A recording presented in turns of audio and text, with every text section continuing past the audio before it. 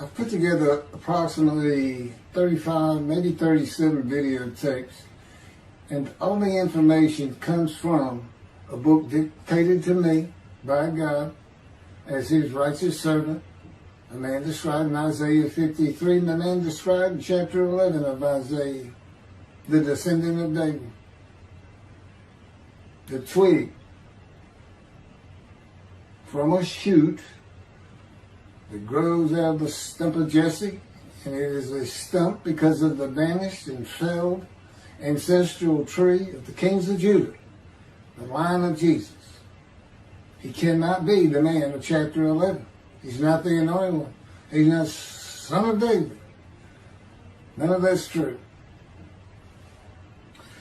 The other book, that book is called Isaiah 53, in the day of the Lord.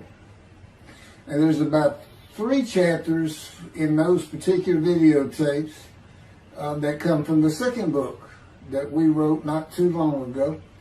He dictated to me the story of my life. It's to show you how I fit the verses of Isaiah 53 with regard primarily to suffering, familiar with disease.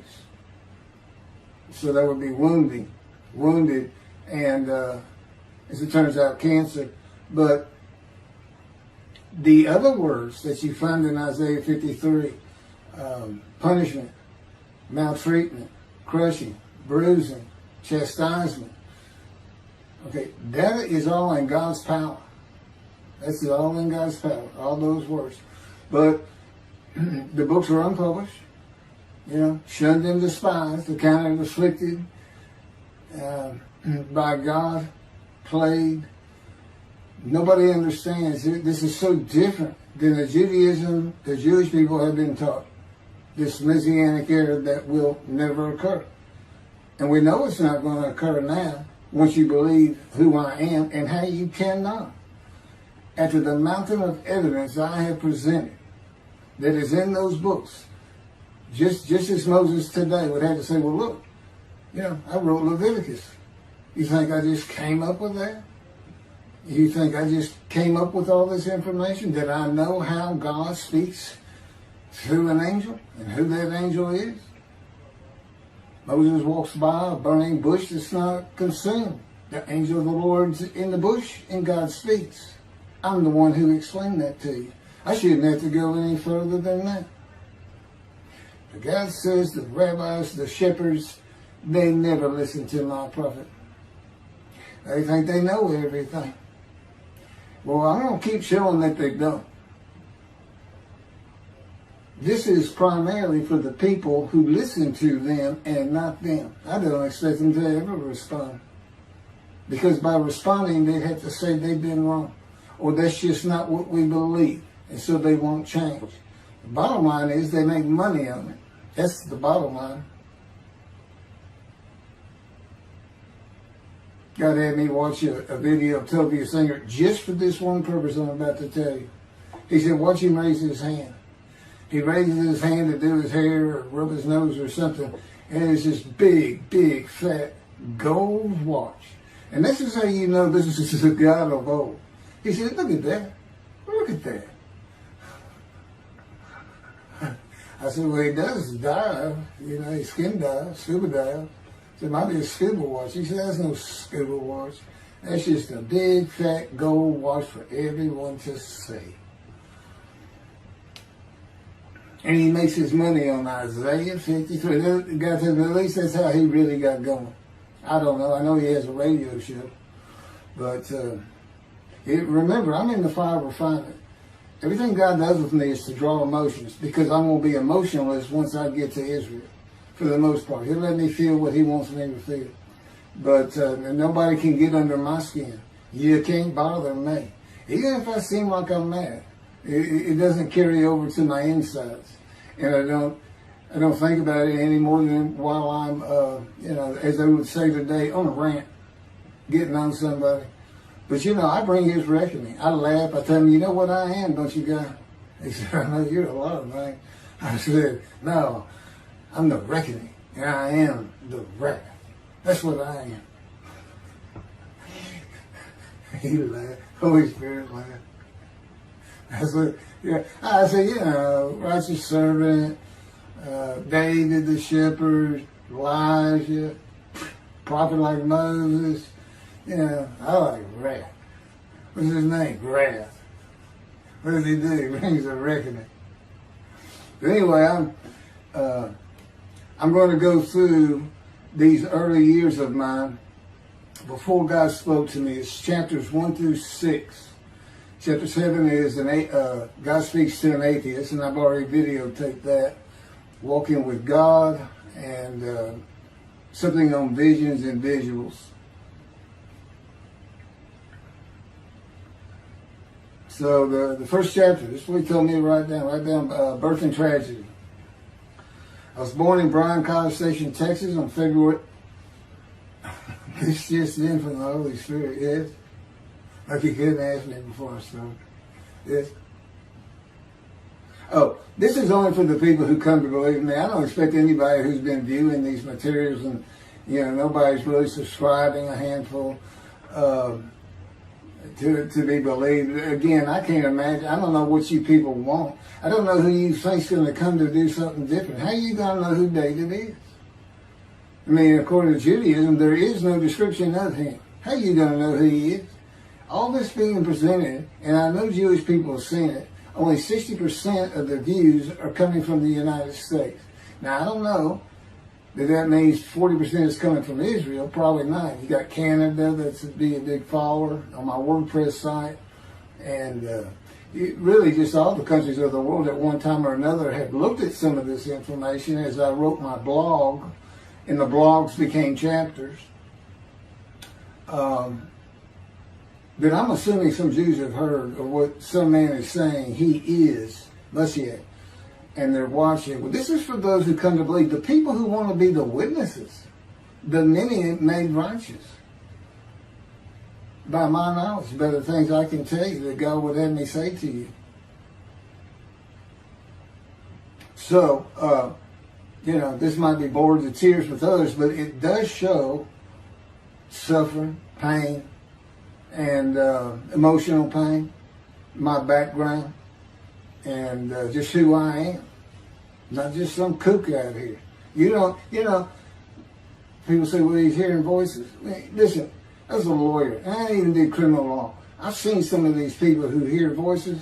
I promise you, you know that's a person who should be hearing voices when you just see them and watch them for a couple of minutes. It's not me. Excuse me. Okay, I was born in Bryan College Station, Texas on February 21st, 1957. And that's interesting because that's the year the first satellite went up. Russia sent up Sputnik, which was really 3 different satellites, and altogether they were called Sputnik. That is considered the dawning of the age of the internet. Now, I've asked God, how did you select me? How did I be blessed with this and learning all these things with this crazy life that I've had? And but he won't answer me. He's gone poker. This poker guy, he's not going to talk. He's not going to change expressions or anything, or me giving an impression that he is. And so I tried to come up with it on my own, and that is where I started. I said, because I know how important the internet is for this. It's the only way to get things worldwide, and all the teachings that have come through it. I didn't know, you know, I'm 63. I'm not like the young people who can just text messages without looking at the phone and all that. But he's taught me everything. He taught me how to set up Facebook, Twitter, you name it. You know, he would just say, go to your computer, do this, do that. You know, commanded it and directed to become very good at the computer and, of course, word processing. You know, I'm a regular secretary, except I still henpeck with one finger. I used to. But God said that's to show you I have perfect use of this disfigured right arm. It just doesn't have muscle in it, and my shoulder's short. Anyway, I was born in Bryan College Station, and that's where Texas A&M University is. And my dad was attending Texas A&M when I was born. I graduated from there 22 years later, which is a story in and of itself. So I was born premature in the 7th month of my mom's pregnancy. I was born in February, and there were many complications. My parents were told I would not make it through the night, and they should just take me home. Mind you, this is 63 years ago. The biggest problem was that my insides had not fully formed, and it was impossible for me to take milk. Mamie, my great-grandmother, told my parents, boil rice. Feed him the rice water. It's got all kinds of nutrients and minerals in it. Dad says he threw out a mountain of rice those first few months. And it would not be my last encounter with death. So my dad graduated and we moved to Metairie, Louisiana. And his first job is an oil and gas geologist. He looks for oil and tries to sell deals to people who can raise money to drill. He gets money up front and a percentage of production once they get their money back. That's what he's done his whole life. And I became, as a lawyer, I became board certified specialist in oil, gas, and mineral law because I had found it so interesting. As a young boy, I became interested. But he rarely had time for us. The other part, I said, okay, well, I was born when the dawning of the internet, so he's got a selection process for 57. And I come from a dysfunctional family. Lots of drinkers, lots of fighters. And on my mom, her grandfather committed suicide. It's tragedy. Birth and tragedy. In the Great Depression, he lost everything. He owned land in what is now downtown Dallas. But then when she was about 4 or 5, her mother went down to the Market Square in Crockett, Texas, small East Texas town. Everybody has their courthouse in the center of town, and there's streets on either side with stores. She went to the hardware store and purchased wreck poison. She hadn't gotten hardly out the door when she opened it and took it herself. Died right there on Main Street in the middle of the day in a little small town. I don't know how long that would have been. My mom's 85 or 6. She was 4 or 5. Almost 80 years ago. So I'm sure it was quite an event. And her dad took her and her sister. Her sister's about 2 years older, to Metairie. And not Metairie, to someplace in Louisiana, but could have been Baton Rouge. And her father became a elevator operator, and you can still find this in Houston. When I was at law school, I went to law school downtown Houston, but South Texas College of Law, and at the courthouse, they would have somebody sitting in there on a little stool and with a lever and take you up or down, take everybody up or down. With all the lawyers coming in for the court cases, it was packed. I'm sure they've done away with it by now. But that's what he did. And they found him one day or night. He had taken out a pistol, he shot himself in the head and killed himself. So now she had suicides on both sides of the family. And her father's brother took the 2 girls in. He actually adopted them. And when she was about 10 or so, I believe, she's with him out in some shack in East Texas. And, there's not even phone in this place. And he took a shotgun, and I'm sure he'd been drinking. They were all known for it. And blew his head off right in front of her. I mean, that's all the circumstances I know about it. It doesn't sound like a good scene at all, but it scarred her for life. Okay, we've been taking care of her from the get-go. My father amazes me to no end. What he has done to care for her. See, they knew that was his sweetheart. Eventually, now at 10 years old, that's who he married. And they're both from Crockett, Texas, small town people. I still take care of them. They've taken care of me for 10 years. Got to me from society. He made me quit law. terminate my law license in Hawaii and Texas, and took me into poverty. I've been in poverty for 13 years until I just now filed for Social Security early. But I give them more than 90% of it to make up for everything they've given me for 13 years. While I'm in God's fire of refinement, learning everything I need to know. And I have learned much. There ain't any question.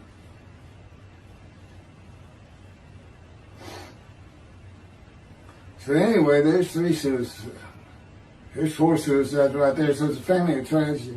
You know, it's a tragedy of losing your entire family in the Holocaust, and you're the only one left. It's not like that. But God says, I just got things as close as I could. He says, I touched you in the womb to disfigure you, really for just one reason. Well, 2 reasons. One, it makes you identifiable. But it was so people would pick on you. I wanted people picking on you because that's what happens to young Jewish boys. Just for being Jewish, just for having a disfigurement. People will pick on you. I've told him since, I don't even really recall many people saying anything to me. He said, that's because you look like you crawl all over them if they did. And I did. I was always just say something, anything. It's just the way I was just angry inside. And God's taken all that away. But I can still go on a good rant. But, and then my mother in the 60s, young people may not know this, but that's when, you know, the Woodstock and marijuana, LSD, everything started getting big. And at the same time, doctors were just handing out pills left and right. Valiums, painkillers, Percocets, you know, just asking for it. They were writing scripts.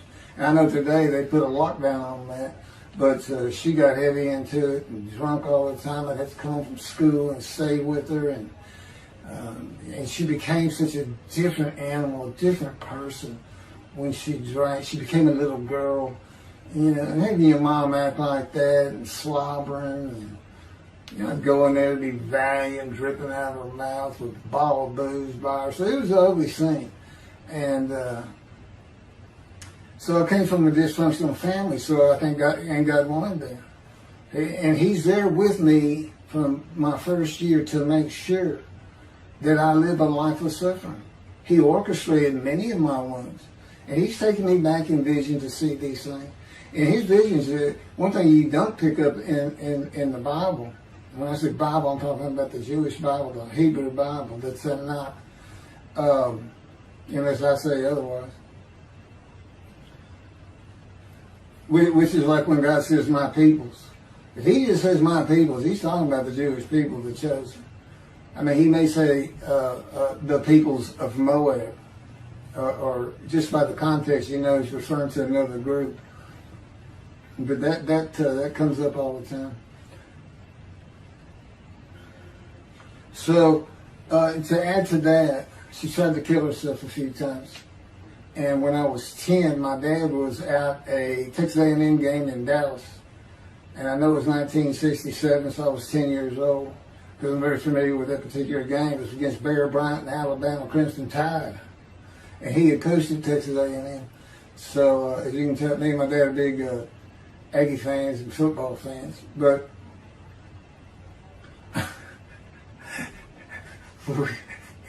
I had been assured we'll be able to see those games in Israel. Somehow it might be technical. He said, we'll get it. That's the Holy Spirit. We'll get it. I said, he's so funny. I don't know where my sister and brother were, but I heard some noise and I went down about 1 or 2 in the morning, and our stairs curved, and there was a little bay window cut out, and I looked down out into the living room. She's laying newspapers out, and I just sat there watching. I didn't know what to do. And she got down that paper and took out a butcher knife, not a razor blade, a butcher knife, and opened her wrist up. And this happened again years later when I was in high school. She opened her elbow up, and that was god awful. I don't know how. But before she bled out, my dad opened that door. I sometimes think she knew he was going to be there soon, would probably save her. But it didn't look good, and I hated myself for not doing something. Maybe that's why I was so angry. Anyway, because I didn't do anything, I just sat there. I couldn't move. I don't know. I don't even know what I was really thinking, really. But I can't. What it did is it told me how much her uncle blowing his head off must have done to her. That must have really hit you. I had nightmares my whole life, but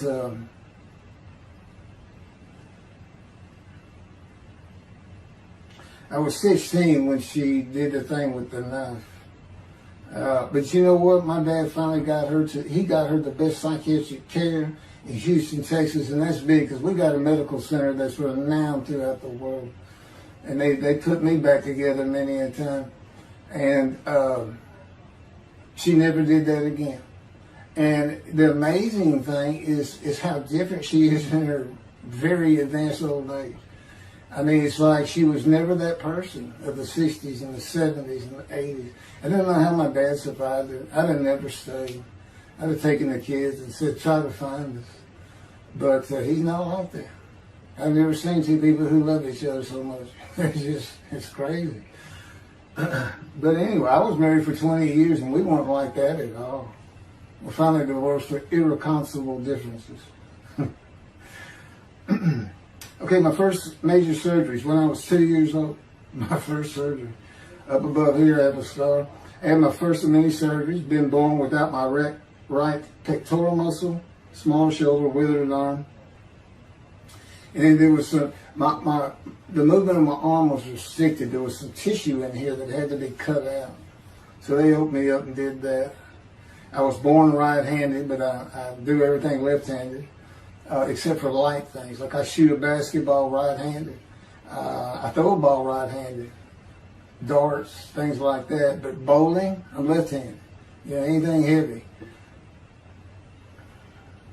And I was quite an athlete. If I'd had two good arms, I'd have probably been on scholarship. I was already offered a partial scholarship at a small school for track, even with this bad arm. But I just didn't have the fast start. You got to have two strong arms just pushing out in front of you. But I was some kind of quick and fast. So,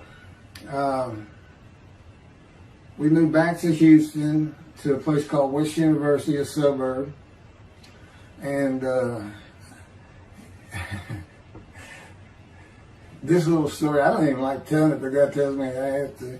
And he had something to do with it. But I'm not going to go into that part of it. So anyway, I had decided when I was in second grade, I was tired of school, didn't want to go anymore. I don't exactly know why. I just know I said, that's it, and I'm not going. Dad came to get me up and take me to school and told me I'm not going. And it was on. He was going to get me there. It took him about an hour to get me to the car. Fighting and screaming and running around and hiding, getting under bed. You name it, I was doing it. And anyway, he finally gets me to the school, but he's too tired. He wasn't even going to try to get me out of the car by himself. So he get out, and he goes and gets the principal. Now, my dad's about 6'2", but he's real slim. And but he comes out with his principal, who's taller than he is, and he's a hefty guy. He's burly. Anyway, so they come, they said, get out of the car. I said, I'm not getting out of the car. I'd already locked the doors. And only the two front doors locked, and it was those locks that you pull up and push down. So my dad used the key, and he opened up, he popped that lock up, and I slammed it back down. He said, I'm not going to school, I told you.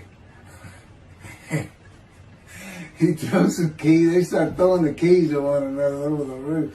The principal was trying the same thing, and I'm slamming his door, I'm leaping across the car. Man, I don't know how long I went, but they finally, in 5 minutes maybe, seemed like an eternity. I was terrorized, that's the way I looked at it. Anyway, the principal got it open, and I saw that door open, and I got back on the far other side of it, by the steering wheel with my back against that door.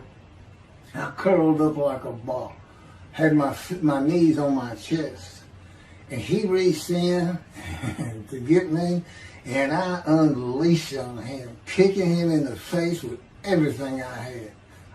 It broke his glasses, and his orbital bone got shattered. So, That wasn't my first principal either. There's another one. So, but anyway, so they carried me in, and it was very embarrassing. I was crying. But again, funny thing, nobody, because I stayed with this same group for 9 years, going to West University and the junior high there that you go to. Nobody ever said anything to me about it. And I knew some of those kids that were in that class.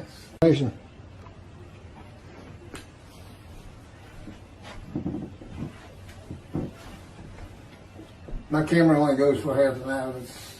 I can see on the screen that I have pointing towards me that when it runs out and I have to turn it off and turn it back on.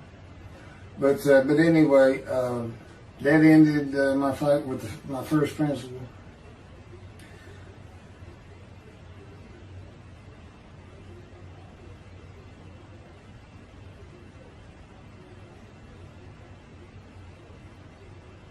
Yeah, here it is right here.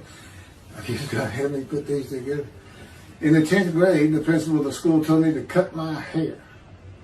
You know, I had long, blonde, wavy hair, well past my shoulders.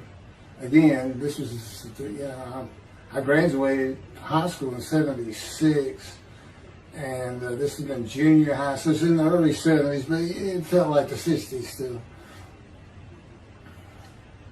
And I kept it in a ponytail. It was neat. But it was a school-wide policy. I think I was one of the last people to cut his hair. I was hiding all the time. I was always on the alert for the teachers that would turn you in. But I went and got it cut.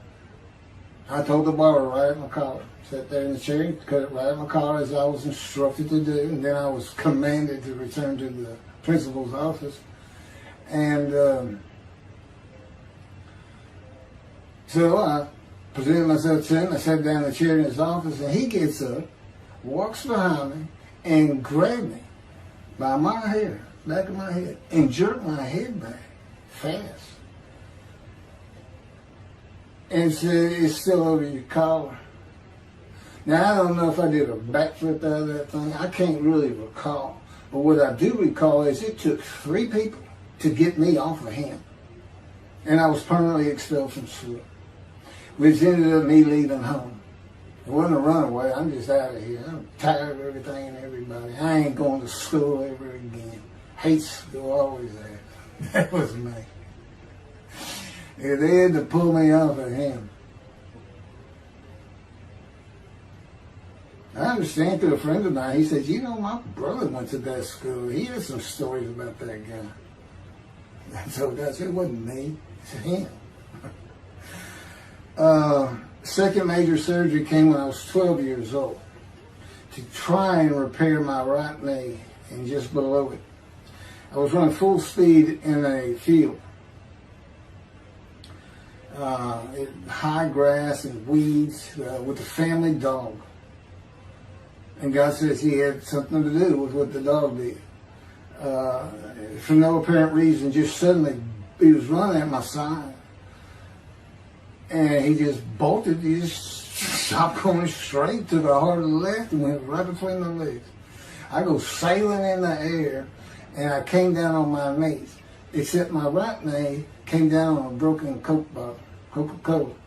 And they used some thick glass back then. It was stuck nose down, way down. It was all broken up, but it was the bottom all jagged that my knee just, they said it went to the other side of your knee. They said, you got that whole field in your knee.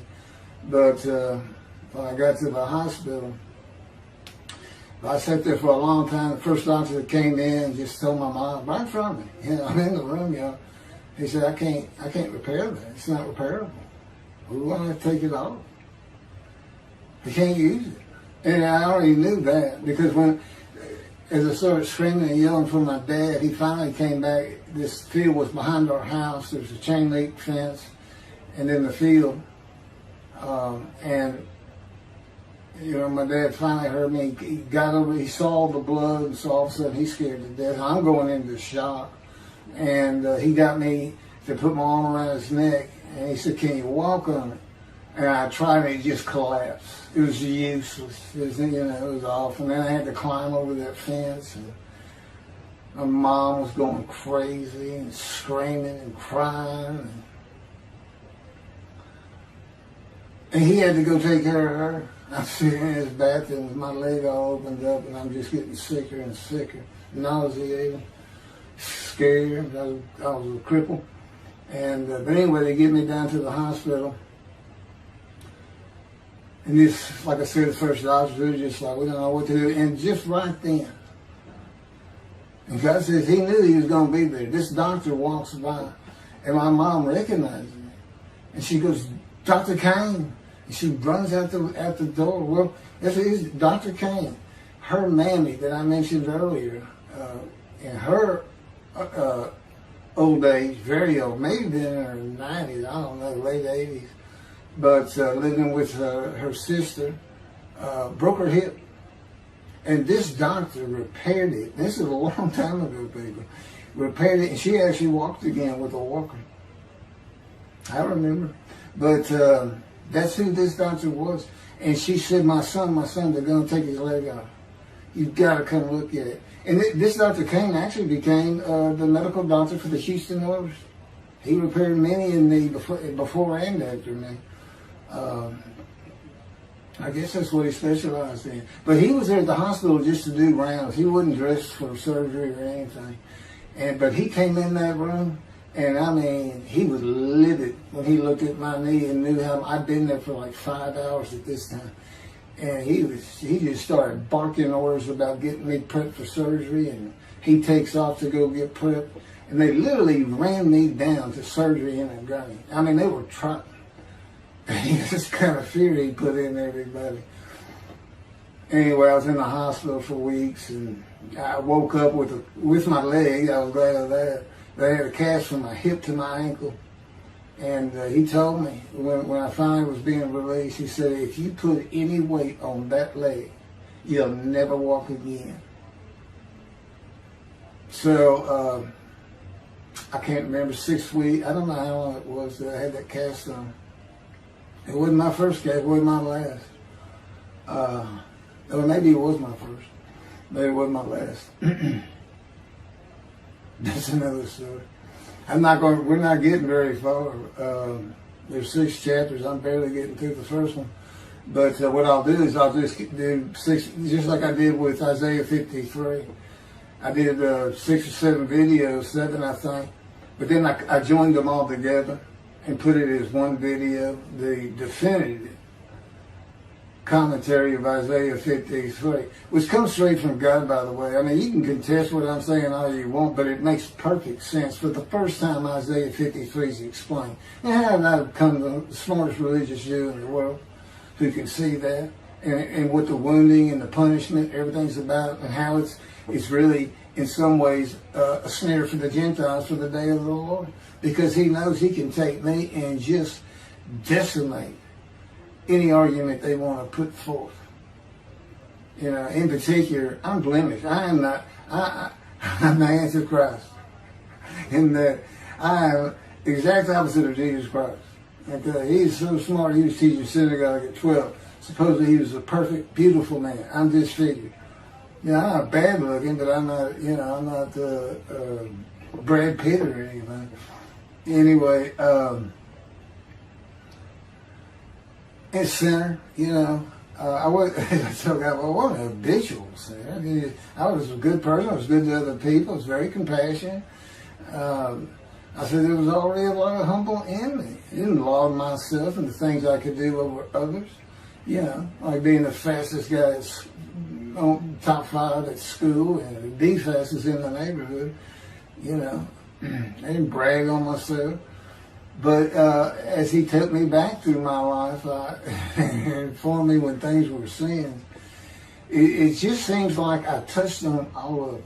And if murder in your heart is actually committing that sin, as the Christians say, I don't really go with that. But then there's really not much I've missed. So I'm a sinner. And, all Jesus can say is, well, I'm a sinner too. I lied. All you got to do is read the scripture in the Gospels. You see where I'm lying. That's easy. And I came from the banished line. I thought I was the man of Isaiah 53. I thought I was going to be exposed to death, but given long life. This is what he would tell you if he was here. He said, but you know what happened? They crucified me. And on the cross, I realized I'm not that man. This isn't exposure to death. This looks like a sure thing. Father, Father, Father, why have you forsaken me? That's Jesus Christ saying, I'm not the man of Isaiah 53, and I just figured it out. That's what that is. I ask God sometimes, you sure you didn't have that written? Why on earth would they write that down? At least forget about it. We need to just forsaken me. But that's what it's about, Christians. No, they got their way. They can explain that being counted a sinner means he got crucified with the sinner beside him being crucified on each side, left and right. So there's three of them, so he's counted a sinner. Okay. You know, it's supposed to be descriptive. It's supposed to be able to find a person too. You might tell Judaism the same thing. You know, this is to find somebody.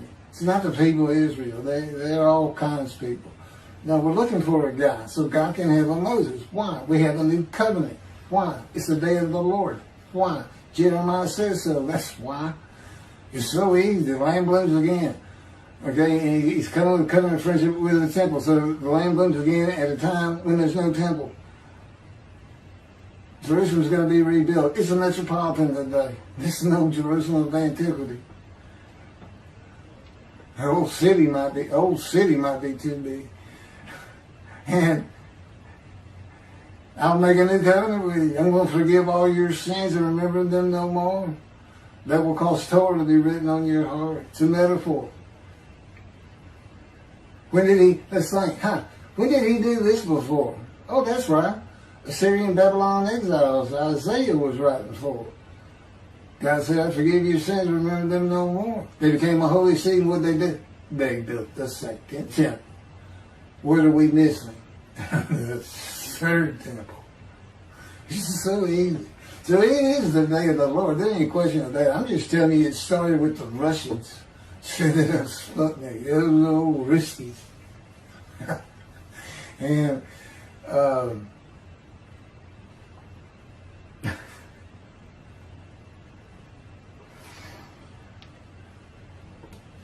he's bringing the covenant, but he's got to have a Moses. He said him send a prophet like Moses. So he's saying it's Joshua. No, it's not. God needs him today, the day of the Lord. And guess what? He gives us a description of him. He knows this is a time of secularism, reliance on science and medicine and doctors. And you got so many more people who the only book out there is not the Hebrew Bible. There's a lot more books than that. You know, there's all kinds of distractions, television, cell phones, computers. You know, back then, you know, you just sat around and said, what do you think God's doing? I don't know. Wish he'd send some rain. You know, it was just, I said it's easier to get them back then. But here it is. It's here. And God said, you see why I put shunned and despised in there? Because for a while I said, God, you know, this is before we really got the books done and everything. I said, I'm just sitting in a room. I can't really tell anybody shunned and despised in me. Counting me plagued, afflicted, and by God, and everything else. He said, well, how you feel now that we've been putting all this on the internet and everything? I said, I feel shunned and despised. Yeah. I can tell they know. There's no question this hasn't gotten back to those two. I said, you keep attacking them like this and I'll be certainly sure, just in case I'm wrong. But, because he won't actually tell me, he won't tell me anything, this is a rule of thumb, he won't tell me anything that I cannot find out or become knowledgeable on or informed on of my own, which means about nothing because we're in a room all the time. The adjunct of the Holy of Holies, what I call it. I live in the Holy. I'm like the priest who can, the only person who could go into the Holy of Holies was the high priest. And that's what I'm like. As a matter of fact, God had me write down, just as he had David write down, a new Psalm, 151, where God said, and it's on a video, where God is speaking. Where the Lord came to me and God said, quote, and within that, he says that he declared me. We actually used the psalm where he declares it for David. He declared me an eternal priest in the order of Melchizedek and King David. and a rightful king, small k, and a rightful king. And he also declared, I'm the righteous servant. I mean, that's God talking. I mean, he's using it. When he dictated to me, it wasn't, to be written in my personality. That's him. That's him doing a new song. So, because he does that. Even in the writings, the person doing the writing, whatever prophet it was, or Moses, or David, if he wrote Samuel 2 and Kings 1 until he died. As I said, God says, just assume the central character is the one I had writing, because their lives change when I come to them, just like mine's changed. This is not anything I could have ever conceived or even bothered thinking of. I'd have never read the Bible my whole life if he hadn't told me, we're going to the bookstore and get you a Tanakh. That was 13 years ago. And my answer was, what's a Tanakh? I didn't know anything. And you look at all this knowledge. But this is it. This is the only power he's going to use in creation. He's not going to perform miracles. He's not going to have me performing miracles. And he's not. He said, the only power I'm going to use is on you. What I can get you to do. He said, I can take a Gentile Texan and take him to Israel and get my temple built. Okay. He said, because that's what you say to God all the time. Okay. And one night, I hadn't even read Isaiah 53. He didn't come to me and just say, offer yourself for guilt. I crushed you with cancer. It was me that did. That's not, I wouldn't have known what he was talking about. We finally get to Isaiah a couple of years later. He said, Keith, read Isaiah 53. I said, okay. And so I read it. I said, okay, finish it. He said, who do you think that is? I said, I have no idea. I can barely read it. I don't know what it's saying. I said, I think these two verses ought to be up here. I said, you sure nobody messed with this thing? He said, nobody messed with this. It's just how I had Isaiah write it. He said, that's you. I said, oh, okay. And I couldn't help myself. Good luck convincing anybody. I can't even tell what it's saying. He said, before we get done with it, he's right. I've been over that thing so many times. From my original version of Isaiah 53 that he dictated, or told me how to put together, but every sentence, every word is, we've changed it up and added things. I've learned things. Like I didn't know about the test of devotion. I didn't know why the angel was leaving early in Malachi 3, but I do now. And all that would cause an amendment to my midrash on Isaiah 53. And, the book has me, these are all on videotapes now, me and Rashi. Rashi, the first one to come up with this is Israel. And, I look at his answers and I just shake my head sometimes. You should see his answer in Malachi 3 for the angel of the covenant that you desire. There's only a covenant of friendship and a covenant of Jeremiah. And this is his answer. It's midrash, so he just takes a section of the angel is on the way, and it just says the angel of the covenant. And his commentary is the angel that avenges the revenge of the covenant. I said, what does that mean? What is he talking about? I said, the guy's being funny. He said, I don't know. I said, you do know. He said, well, I'm not telling you. So, God likes to feel as though he's laughing. He doesn't actually laugh. He sends me a perception that he does. Or he uses me to laugh. I've mentioned that in a video. Because he can't. Well, he controls my words. I learned that in walking with him. Just one day, I'm talking out loud as we go. I'm discussing man and divine beings as though I had a sermon I was giving or a speech to somebody or a seminar. And I'm rolling, and I can tell he is really making this thing rock. He's taking it from here to here to here, and we're going. And I'm going. And all of a sudden, I use a word or a couple words that I simply don't use. And they're not what my mind was even thinking of. They just came out. And I just stopped. I said, did you do that? I didn't even say, hey, did you just make me say these two words? Because I knew he knew. I said, did you do that? He said, I did. He was almost indignant. I did. I said, okay. Anyway, that's where it all started. Now I know. Okay, guess who that is? That's the Holy Spirit. Using me. He doesn't sound like that. But he'll use words like that. Said he was getting bored. They like to cut. Let me just say this. This is part of God you don't know. And it's not all the time. It's some of the times we do tend to get kind of silly in here. But, they do things after a while. I'm like, it's like, I feel like a kindergarten teacher, and I got two of those kids that you just shake your head at. She said, this is a handful. These two are nothing but trouble. Always fooling around, looking for a laugh. And the Spirit's always working in heaven and death. God laugh, as it were. Again, he doesn't actually laugh. It's a perception that's his emotion. If God has any emotions left, because worrying about other people's pain is not one of them. It ain't that clear to me. I don't care about your pain. And just saying it makes you mad. He says, see him drawing anger. And he'll do so many times over and over. He says, it's easy because now it irritates the fire out of it. He just started. I said, how do y'all keep doing this? Like, stuff. And one day I told him, I said, I got it. Which means it actually came from them. I got it. You never grew up. You never got sent to your room. You never had to climb that mountain to achieve something. Put yourself out there. Nobody's ever whooped you. I said, that's what it is. You never grew up. That's what it is. Yeah, I'm dealing with the child guy. That's what I'm dealing with. Having an argument. And then he came down as mean, very serious, mature guy. And I didn't bring that argument up anymore. But that's how it gets with me sometimes. It's an incredible lot. For me, I'm not going to get to him. I guess I'm at the end. I'm getting close to when I got shot.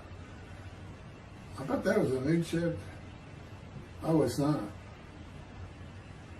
Well, I'm going to put it, this is getting long. Anything over half an hour, we try to stop. Now, my Isaiah 53 is 5 hours. But, you don't have to watch it all at one time, of course. He doesn't hardly let me watch it. Yeah, I don't even watch them before they get posted. He said, no, you watch it later. Because it comes on my TV that he got me. And I didn't know at the time it was going to be, that he was serious about doing videos. And I certainly didn't know about making it a backdrop. He decides everything. He tells me when to eat, when to get up. I don't sleep hardly at all, 2 or 3 hours a night, and sometimes less, and take a half hour nap sometimes. But I found out I feel fresh. I don't need that much sleep. He said, well, you're not really doing anything. Why do you need a lot of sleep? And see, that used to make me mad. Now I just laugh at it. Thank you very much for listening. I'll pick this back up on another video, and eventually I'll put these first 6 chapters, just like I did Isaiah 53, because it's a book that he dictated to me. I can't get it published. I'm going to put it on YouTube. That's why I'm reading it. And as I said, if you don't want to listen to it, don't listen to it. But the information that's in these books and in those videos is, that's my proof. And quite frankly, God says that that's not enough for them. Well, that's just too bad. Utter destruction is what they end up getting. They better learn how to listen to the prophet. See, it's no different than the people back then. You'll say, well, why didn't they listen to Isaiah? Why didn't they listen to Ezekiel? Why didn't they? They laughed at Ezekiel. That's what Rashi says in his commentary. I didn't know it was laughing at him, but they just ignored him. Everybody thinks they know it. But in any event, I do know there's one chapter we haven't put in there, and that is recognizing a prophet in the talent. It says Moses vouched for Joshua, so he didn't have to be tested. Now, the problem with all that is, and I think why God hadn't had to put it on video, is that they're looking for a seer, somebody who can see the future. But see, that's antiquity. I mean, that's not what you're looking for today. Moses wasn't a seer. And none of the prophets were seers. They just wrote down what God told them to write down. God's the prophet. Is the one making prophecy. And what he does, he doesn't actually just, quote, see the future. He walks it through. He says, okay, right here is when they're going to send up a satellite. This is where humanity will be at that time. He can walk it through in his mind. As I mentioned, his eyes, he doesn't have them. It's just his absolute knowledge of all things. He can form a picture of this room. Me, it's in here. He knows every atom of my body. And it's like he does a vision for himself, a visualization. It's what I call when they put pictures in my mind. He says, and he puts it into the spirit's mind. And they're both within me. You know, the big cloud that just came down. If you're sitting in a room with me, it envelops you. But it engulfs me, it goes through me. My little spirit cloud becomes part of the big cloud. That's why God is in his spirit. Here's the elements of spirit, here's the elements of God's presence, his mind. Two clouds, they just come together, they can be together. Okay, but God's still one. He created the other cloud. And then in this room, filled with them, my little spirit is like a little cloud that just came in, and part of it. That's who I am. That's a man in divine beings. Okay? No, it's like nobody's really expecting it. Well, maybe it's because you didn't know these things. And now I get the feeling shunned. Shunned means I'm not looking at that. It sounds like a kook. We by faith, by the fundamental principles of Rambam from the talent, from his diagnosis of the talent. Why don't you do your own? Why don't you throw the talent out and learn some new stuff? Why don't you get out of antiquity? Every religion has an end times like that. Every religion ends up with utopia for its people. Everybody. Well, don't be like everybody. You're the Jews. Throw it out. Let's get practical. Let's have God in our midst again. In a man like he was in Moses. Let's point at him and tell the Christians that is the man of Isaiah 53. Here's what it's about. God says he's coming back. He told us we're not waiting on him like you. And he said when he was coming back, he false prophesied 5 times. He ain't coming back. He wasn't who he thought he was. He told us on the cross. I'm not the man of Isaiah 53. He tells us. Well, that's what he doing. Father, why'd you forsake me? I'm about to die. What do you think he's talking about? What do you think he's thinking about? You're not supposed to die. He thinks he's the man of Isaiah 53. So do they. It's mind-boggling because I'm the man. And there's nothing about me that says Jesus Christ. Nothing. You should hear me cuss God. I cussed him trying to die. I begged for death 1,000 times. He said, it's not been 1,000 times. I said, it's been hundreds. He said, well, that's true. You have cursed me more than any man in the history of mankind. And he said, and you did it face to face. And I said, you shouldn't make me so mad. He laughs, y'all. He laughs. When I'm cussing him, he makes him laugh. And oh, you're kidding. That's sorry. He gave me his perspective. This is how he did it. He said, Keith, imagine you created ants. And ants are living beings. In other words, they can think and they have emotion. Okay, you get a great big ant farm over here in your room. Okay, you decide you're going to get one ant to get all the other ants to do stuff. But you got to get him ready. And you get him ready the way I'm getting you ready. Now, he's mad at you. Right? I said, yes. Yes. And he said, now, imagine, I'm always laying in this bed. I got a big table. It's got a microwave on. I put my computer on. I got a big fan I like to have on. And he said, look over at that table. Now imagine that ant got loose. And he is crawled up. And he is standing on the corner of that table. And he is giving you the what for in ant language. I mean, he's going. And he's turning around and shaking his butt at you. And he's cussing. And all this. And all you got to do is go bump. And he's gone. I said, that's funny. And it is. And that's how that's what it does to him with me.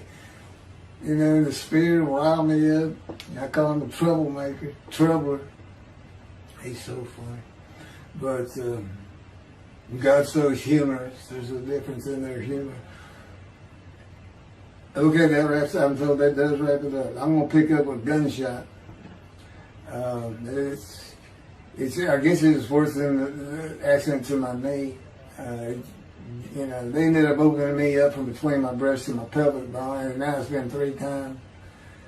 And eventually, the lung cancer and colon cancer and skin cancer. But the lung cancer is when they told me you should have died from the colon cancer. He said, but this is it. We can't treat that. It's too advanced. You're gone. And prepare to die. That was 20 years ago when the planes hit New York. It was the planes hitting New York that got me up off the ground one last time to see one more doctor.